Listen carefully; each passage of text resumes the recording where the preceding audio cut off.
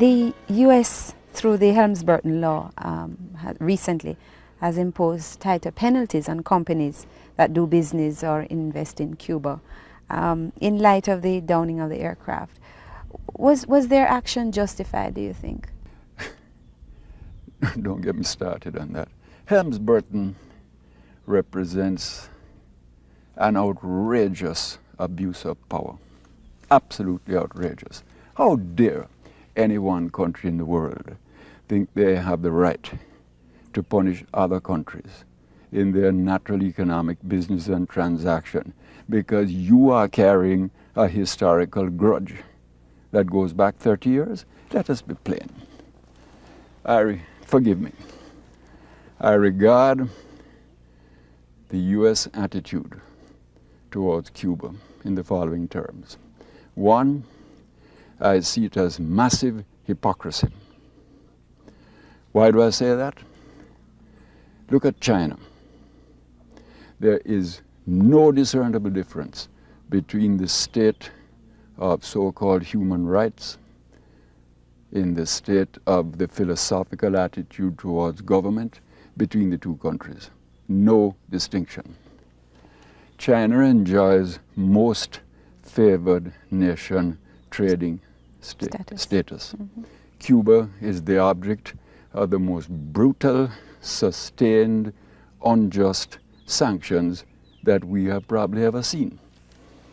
Secondly, you fight Vietnam. Tens of thousands die. Blood runs. Vietnam is still, in terms of social organization, not a part of the U.S. approach. And you're now making friends with them. How do you justify treating Cuba in that way? I don't agree with communism and never have. Contrary to my philosophy, my attitude, my outlook. Even when your critics accuse you? My critics, frankly, over that, forgive me, are a set of idiots. To the extent they believed that I was communist, reflects their stupidity, their total unwillingness to understand political truth. Should we send back our Cuban refugees? We have no choice. You know, you think about it, and what a reflection on some people in Jamaica. Haitians come to Jamaica under economic pressure and fear of the Tonton Macoute. We send them back. Everybody says, amen. Some Cubans come because there's economic pressure. After the collapse of the Soviet Union, of course, Cuba is in deep trouble, deep, deep trouble. And there's a lot of pressure on the people now with the sanctions, etc. So they come. They pretend to be political refugees. That's not true. They're economic refugees. The independent authorities that look at it are clear. The government rightly said, give us a judgment. They're economic refugees. So we have to send them back. If we keep them, I don't know why the government took its particular decision, because I'm not in touch. I know what I think. And that is that if you had accepted those refugees, apart from the few who established a case for being political, will you tell me what you would have done with the next 10,000? All coming here to get to Miami? Mm-hmm. Mm-hmm. What would we have done with them? Mm-hmm. No, I had to. Mr. Manley, why are Jamaicans so sentimental about Cubans? I think there's looked at objectively, there's a history to this. Because from one point of view, many people, and quite legitimately, this is absolutely their right, have a very strong anti-communist position. And as they say, enough respect. And therefore see a lot of what happens, not in terms of the internal reality of Cuba, but of their ideological perception about Cuba, some of which is true, that it is a communist country, it doesn't pretend to be otherwise. So that obviously people come from Cuba, which is now under acute economic pressure and distress. They feel a psychological impulse to support those who come who are by definition anti-communist. So I think this is one factor that one has to understand. But I feel that if you look at the comparison between the attitudes to the Cubans and the Haitians, it tells you a deeper story. Mm-hmm.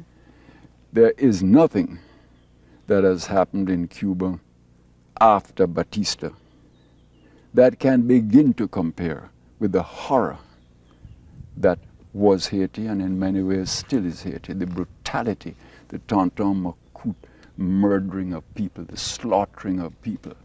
So that if your judgment flowed from compare Cuba inside to Haiti inside, your sentiment should be even stronger to help the Haitians. Why, therefore, do they not? Partly because there is not that same ideological coloration to how people see it.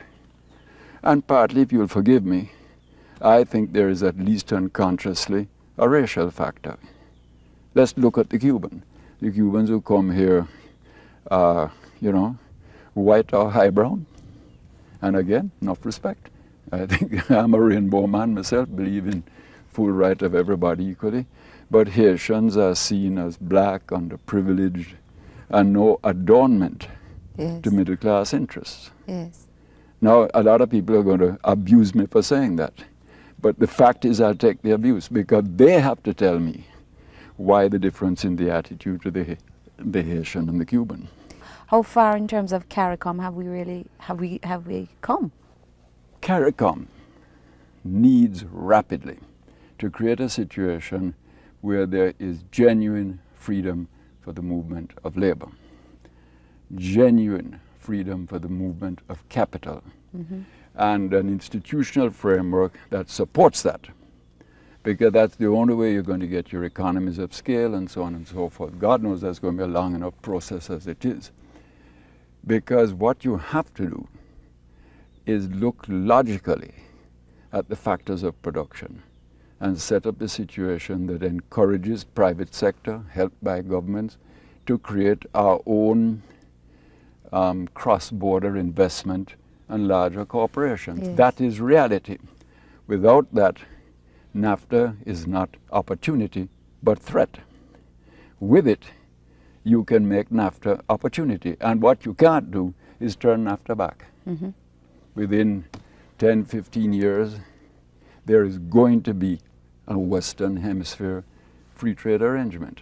You stay out, you're marginalized. Yes. What you have to do is get in without being destroyed. Yes. Is it fair to compare us to the Asian tigers, the so-called Singapore, Koreas? In many ways it is unfair, yes, because in fact you have to look at a number of factors which are not talked about. One is that in parts of that region, at a critical moment after the Second World War, the US moved massive capital into those countries, gave them enormous support. And they did so for strategic political reasons, which, lucky for them, that's a good thing. They also had the wisdom to invest very heavily in education. Yes. That was their doing, and much to their credit. It is argued that they had cultural advantages, which are true, in that is social attitudes that were more focused on the imperative of work than on the imperative of social justice. The fact is, when you look at what happened, democracy was not that real in a lot of those countries. So that you had both political process and cultural history working towards less concern with fairness, fair play for the poor and the masses and the workers, and more getting people to accept this driven work ethic. Our problem is that we have not been strategic, therefore we have not attracted huge inputs of government-to-government capital, because nobody thought that much turned on world politics, at what happened to us. We also had the strength born of the reaction to slavery and all sorts of things, of a tendency to concern with social justice, equity in the distribution of things, less positive attitudes towards work, Yes. which were partly a function of colonialism and partly a sort of historical reaction to a period in history where work was more driven by the orders from above than representing an urge to perform on your own. Yes. So, you know, you have to look at all that history, not to excuse or to remain as you are. But if you don't understand the history, you may not know how to lead people towards the best of which they are capable. Yes. When protectionism means that the powerful countries close their borders against what we could call third world trade, third world attempts to get into their markets, it is of course a disaster. On the other hand, in developing countries, and particularly small countries, you have to look at protectionism very analytically, because taken too far, it becomes the cause of inefficiency, manufacturing laziness, and so on and so forth, and you get inefficient industries. But on the other hand, without an early period when what they call sensitive industries are protected from competition that they cannot face from the great mass producers, how do you develop? How do you get it going? So protectionism, as I say, I think people, you know, it's a word you throw around. Yes. But you have to analyze very carefully what it implies in different situations. What the world really needs is to have an understanding that big countries will open their trading doors to young countries struggling to make it, in the knowledge that every young country that begins to make it will demand many of the things that they produce. In a funny way, it's as simple as that. Mm-hmm. But at the same time, to have the intelligence to grant to young countries in a selective and carefully regulated way areas of protection while they are trying to grow. Mm-hmm. If only for their own survival. Well, it is from our point of view for our survival, but ironically, it is to the good of the developed country also, if they would only have the wisdom to see it in the round and in the long term. Mm-hmm.